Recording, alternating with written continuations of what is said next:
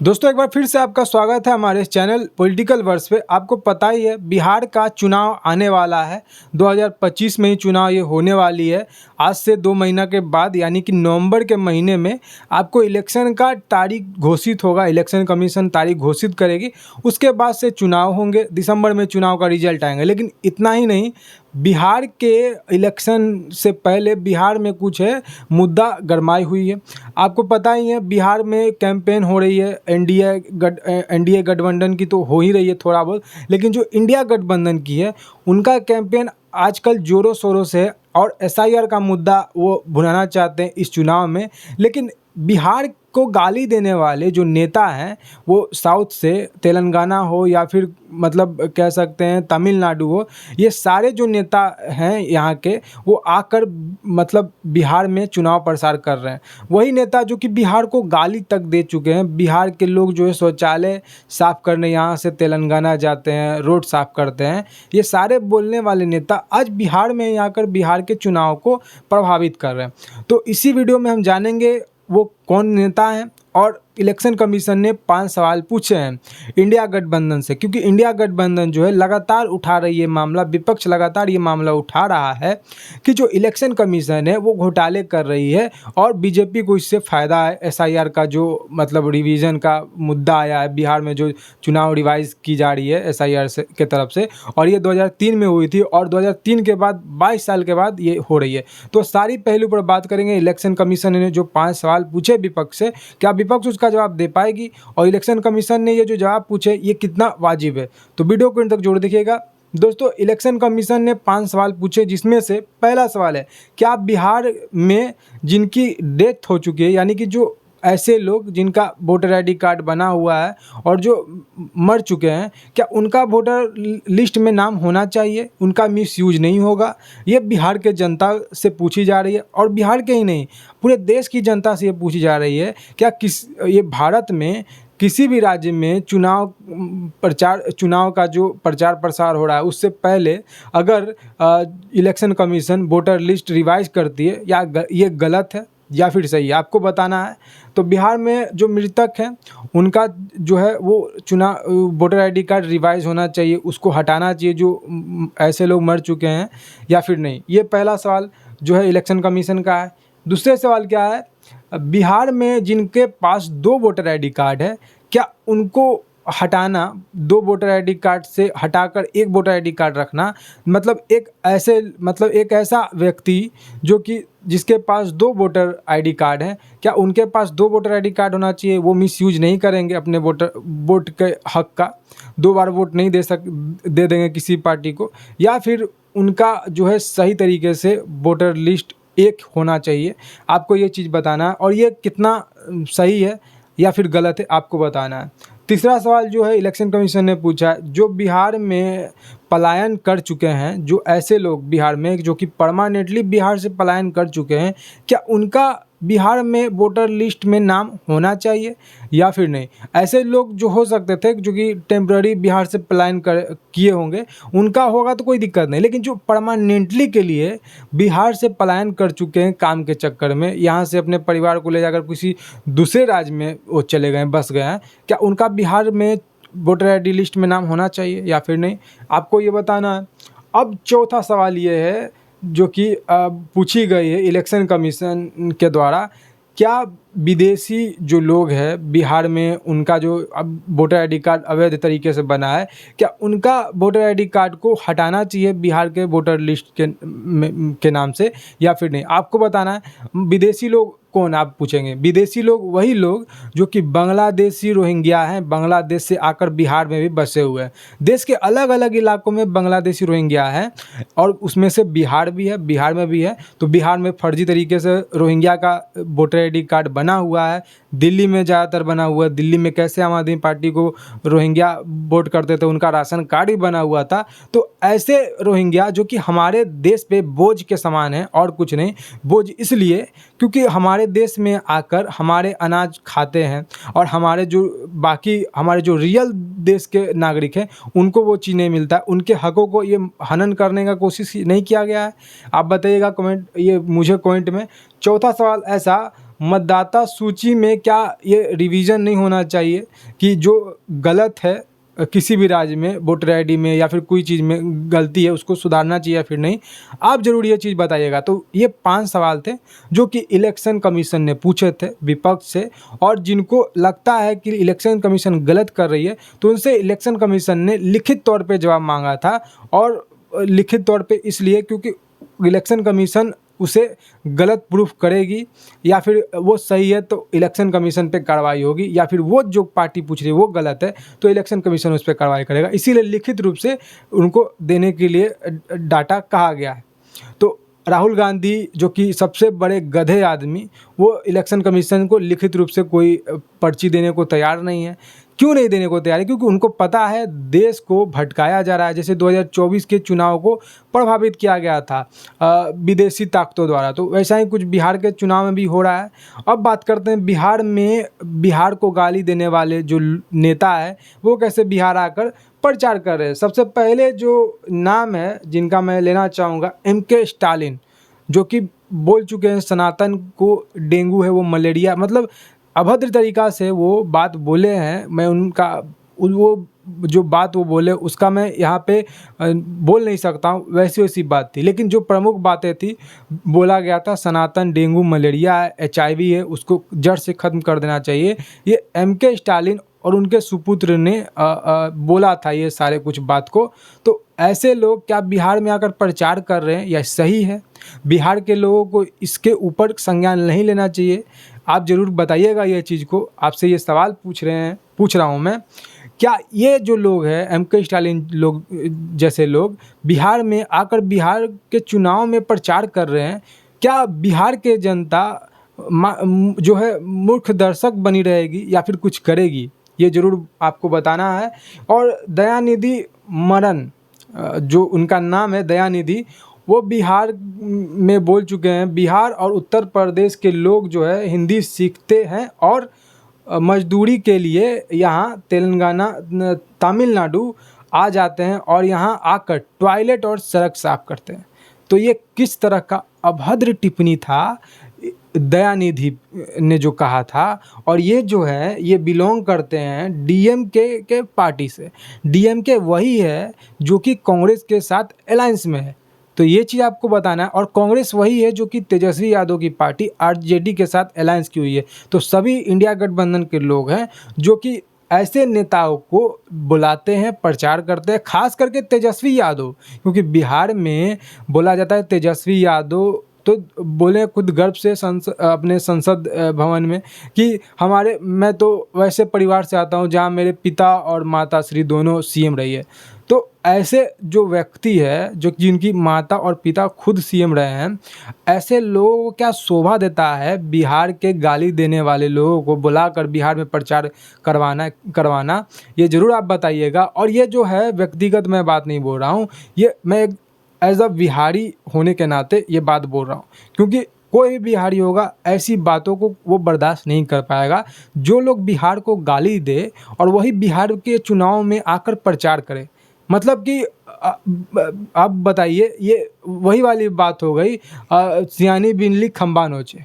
आप मतलब देखिए, जो अभी तेजस्वी यादव ये चीज़ कर रहे हैं, वो कुछ महीने पहले जो बोले थे, ये दयानिधि जो है वो बोले थे ये इस चीज़ यूपी बिहार के बारे में, तो वो इस बातों को खंडन कर रहे थे। लेकिन अब उनका वो आत्मसम्मान खंडन कहाँ गया जब वो इसी व्यक्ति को बुलाकर बिहार में प्रचार कर रहे हैं। और यही नहीं, अभी और सुनिए, रेवंत रेड्डी जो कि अभी तेलंगाना के CM हैं और कांग्रेस पार्टी से बिलोंग करते हैं, इन्होंने कहा था बिहार के DNA में बिहारियों के DNA से अच्छा जो है वो तेलंगाना का DNA है। और बिहार के जो कि कुर्मी समाज के जो लोग हैं उनको भी गाली देने का काम जो है वो रेवंत रेड्डी ने किया था। तो क्या कुर्मी समाज या फिर यादव ये सब नहीं करूँगा, क्या बिहारी जो है इन बातों को बर्दाश्त करेगी? आप ज़रूर बताइएगा ये चीज़ को। रेवंत रेड्डी हो या फिर दयानिधि हो या फिर MK स्टालिन हो, न जाने कौन कौन से लोग जो है वो बिहार में प्रचार प्रसार कर रहे हैं। अभी कन्हैया कुमार जो है वो तो खैर कह सकते हैं बिन पेंदी का लोटा है, कहीं भी ढलक जाता है। लेकिन उसने भी बोला था अब्दुल तेरे कातिल जिंदा हैं, इंशाअल्लाह इंशाअल्लाह भारत तेरे टुकड़े होंगे। यही कन्हैया कुमार बोला था। तो कन्हैया कुमार जैसे लोग जो हैं उनको तो हमने जवाब दिया दिल्ली से खदेड़ा, फिर उसके बाद उसका खुद का राज्य जो है आपको पता ही है वो कहाँ से बिलोंग करता है, वहाँ से उसको हराया लोगों ने। तो अब जो ये लोग जो नेता है वो बाहर से आके बिहार में चुनाव प्रचार कर रहे हैं, बिहार को गाली देने के बावजूद भी, तो उनको क्या बिहारी जवाब देंगे या फिर नहीं, ये ज़रूर आपको बताना है। और ऐसे लोगों को क्या प्रचार करना देना चाहिए बिहार में, और ये जनता का काम है, जनता जो चाहेगी वो करेगी। और अभी आपको पता ही है बहुत जो है युवा जो है तेजस्वी यादव से प्रभावित है, कि तेजस्वी यादव ने जब पलटी मारकर जो है नीतीश कुमार गए थे 2022 या 21 के साल में आरजेडी के साथ गठबंधन करके सरकार बनाए थे उन्होंने, तो वहाँ पे कहा था जब शिक्षा मंत्री थे तेजस्वी यादव, कि बहुत लोगों को नौकरी दिया था तेजस्वी यादव ने, बहुत कायाकल्प की थी। तो ऐसा जो व्यक्ति जिसको नौमा जो पास नहीं है, कॉलेज का जो दरवाज़ा नहीं खटखटाया, कॉलेज के कैंपस तक नहीं गया, वैसा व्यक्ति क्या नौकरी दे सकता है किसी को? आप ज़रूर ये चीज़ बताइएगा। जिसको इकोनॉमिक का जानकारी नहीं है, जिसको पॉलिटिक्स का जानकारी नहीं है, कैसे बिहार में फैक्ट्री लगेगा, कैसे क्या चीज़ होगा, वो बिहार में राज करेगा? आप ज़रूर ये चीज़ बताइएगा। और नौवां फेल आदमी क्या कर सकता है मैं आपको बता सकता हूँ। वो डकैती करवाएगा, वो लूटपाट करवाएगा, वो रेप करवाएगा, वो मर्डर करवाएगा, और वो हफ्ता वसूली करवा सकता है, बस यही करवा सकता है। और अपने जितने खजाने उसके खाली हुए एनडीए सरकार में वो भरने का वो काम कर सकता है। बिहार के चुनाव जो मतलब अगर वो सीएम बन जाता है तो ऐसा वो करेगा।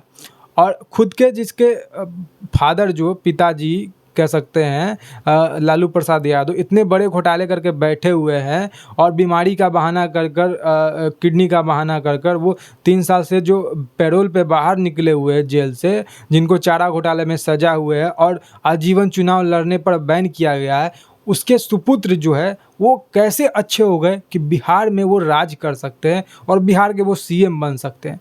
ये चीज़ आप बताइएगा ज़रूर। आपको ये मैंने जो बात बोला है वो फैक्ट के साथ बोला है और विद द प्रूफ के साथ बोला है। आप जाकर ये चीज़ देख सकते हैं जो चीज़ मैंने आपको बोला है। कोई ऐसा इलॉजिकल बात मैंने नहीं बोला है। बिहार के चुनाव को आप ध्यान से देखिए, और बिहार में जितने युवा हैं वो अपने मतलब देखिए बिहार में आप क्या चाहते हैं, बिहार का विकास चाहते हैं या बिहार को फिर से वही गड्ढे में लाना चाहते हैं। मैंने पहले भी कहा था बिहार में ये कह सकते हैं तेजस्वी या फिर आरजेडी या फिर कांग्रेस जैसे जितने भी तमाम घोटालेबाज नेता हैं, इंडिया ब्लॉक के जितने भी मतलब घोटालेबाज नेता हैं, सारे पार्टी है, वो देश छोड़कर चली जाएगी, उसको कोई फ़र्क नहीं पड़ता है इंडिया कहाँ जा रही है, मतलब इंडिया बिखी क्यों ना जाए, उनको सिर्फ सीट चाहिए, पैसा का घोटाला करना है बस। उसके बाद जब ये इंडिया कर्जे में डूब जाएगी, ऐसा होगा नहीं लेकिन मान लेते ऐसा हुआ तो इंडिया अगर कर्जे में चली जाएगी तो ये देश छोड़ कर अपना भागेगा बोरिया बिस्तरा लेकर, और जो इंडिया के जनता है, जो आम जनमानस है, वो सर्वाइव करेगी कैसे, ये उनको सोचना है। क्योंकि अमीर लोग जितने हैं वो तो चले जाएंगे देश से, वो कैसे भी सर्वाइव कर लेंगे। हाल ही में श्रीलंका का हाल देख लीजिए, वहाँ के नेता घोटालेबाजी जब किए वो कहाँ देश में देश छोड़कर भाग गए। तो वैसे ही किसी भी देश में देख लीजिए, जब घोटाला बड़ा लेवल का हो जाता है तो देश के नेता मंत्री देश छोड़कर भाग जाते हैं। वही सारा काम करने का तेजस्वी यादव या फिर कांग्रेस पार्टी या फिर समाजवादी पार्टी, ये सारे पार्टी काम कर रही है। आप देखिए तेजस्वी यादव, उनको कोई फ़र्क नहीं पड़ता है बिहार में कोई नेता गाली दे या फिर कुछ करे, उनको ही से प्रचार वो करवा रहे हैं। उनको ये चीज़ का कोई मतलब नहीं है, बिहार के गरिमा का, बिहार के आत्मसम्मान का कोई फ़र्क नहीं पड़ा है। उनको सिर्फ फ़र्क है तो सिर्फ अपने कुर्सी का फ़र्क है, कैसे भी करके उनको वो गद्दी तक बैठना है, क्योंकि वो जो माल है, जो पैसा है, उसको बटोरना है और उसके बाद देश छोड़कर भाग जाना है जब उनका नाम सामने आएगा। तो ये सारा चीज़ प्लानिंग है। आप ज़रूर बताइएगा आपका क्या मानना है इस बारे में, आप क्या सोचते हैं। आपको ये भी जानना ज़रूरी है, नीतीश कुमार ने नो डाउट काम किया है, और ये भी मैं मानने को तैयार हूँ कि उन्होंने इंडस्ट्री नहीं लगाई, लेकिन ये भी मानने के लिए तैयार हूँ मैं कि उन्होंने काम किया है। जो भी 20 साल में काम हुआ है, 20 साल कोई छोटा टाइम नहीं होता है, बड़ा टाइम होता है, मैं मानता हूँ, लेकिन 20 सालों में जो गड्ढा भरने का बिहार में जो गड्ढा खना गया था, बिहार में राबड़ी और लालू के सरकार में उस गड्ढे को जो भरा है नीतीश कुमार ने भरा है। आप देखिए बिहार में आज से 20 साल पहले 2003 का ही आप मामला ले लीजिए, 2001 का या फिर 2002 का मामला ले लीजिए, बिहार में क्या था? बिहार में गुंडागर्दी था, बिहार में दिन दहाड़े लूट, मर्डर, अपहरण, बलात्कार जैसी चीज़ें थी, बिहार में रंगदारी जैसी चीज़ें थी, बिहार में बालू माफिया था पूरा तरह से। मतलब बिहार में ऐसा सिस्टम था कि दिन दहाड़े लोग चलना बंद कर देते थे रोड पे। पटना ऐसे मेन टाउन में, जो कि पटना का कह सकते हैं जहाँ सीएम बैठता है, वहाँ लोग नहीं चलते थे। वैसे स्थिति में से बिहार को बाहर जो निकाला है नीतीश कुमार ने निकाला है। बिहार में एक भी सड़क नहीं हुआ करती थी, खरंजे के रोड हुआ करते थे मेन शहर टाउन में। वहाँ आज पक्की रोड है, वहाँ पे आज हाईवे है, वहाँ पे आज एक अच्छा व्यवस्था है। बिहार में एम्स आया, बिहार में एयरपोर्ट अभी बन रही है जगह जगह पे, बिहार में अच्छे कॉलेज स्कूल खुल रहे हैं। पहले कॉलेज स्कूल के नाम पर चरवाहा विद्यालय था, तेल पिलावन लाठी था, लेकिन अब जो है बिहार में वो चीज़ नहीं है। बिहार में पहले महिला जो है वो डर दबक के रहती थी, लेकिन अब जो महिला है पुरुषों से ज़्यादा वोट करती है। महिला जो है अब वो अच्छा कदम से कदम मिलाकर पुरुषों के साथ चलती है। अब बिहार में शराबबंदी हुई है, वो फेलियर हुआ है मैं मानता हूँ, लेकिन ये बिहार में जो शराबबंदी हुई है उससे मतलब लोग चुरा चुरा कर ही पीते हैं। जो लोगों के कह सकते हैं मर्द होते हैं वो चुरा चुरा कर ही शराब पीते हैं, लेकिन उतने लेवल के नहीं पीते हैं। बिहार में ड्रग्स आई है, ये बातों को भी मानता हूँ, लेकिन उस चीज़ को ख़त्म करेगी जो है एनडीए सरकार ही। कोई आरजेडी से उम्मीद लगाने का आपको फ़ायदा नहीं है। आरजेडी कुछ नहीं करेगी, आरजेडी सिर्फ अपने हितों का फ़ायदा देखेगी, कैसे उसको जो है अपने जेबों को भरना है, अदरवाइज और कुछ नहीं है।